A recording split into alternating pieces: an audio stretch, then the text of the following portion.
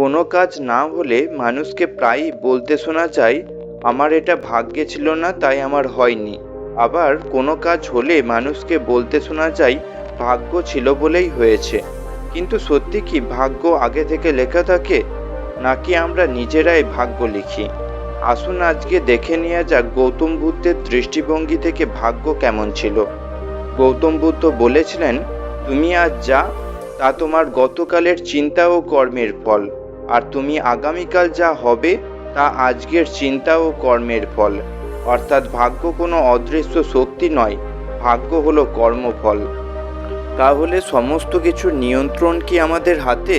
গৌতম বুদ্ধ বলেন, সমস্ত কিছুর নিয়ন্ত্রণ আমাদের হাতে নেই, তবে সমস্ত ঘটনাকে নিজের হাতে সামলানোর ক্ষমতা আমাদের হাতে রয়েছে। ভাগ্য সম্পর্কে সম্পূর্ণ ভিডিও এই ইউটিউব চ্যানেলে রয়েছে, দেখে আসুন।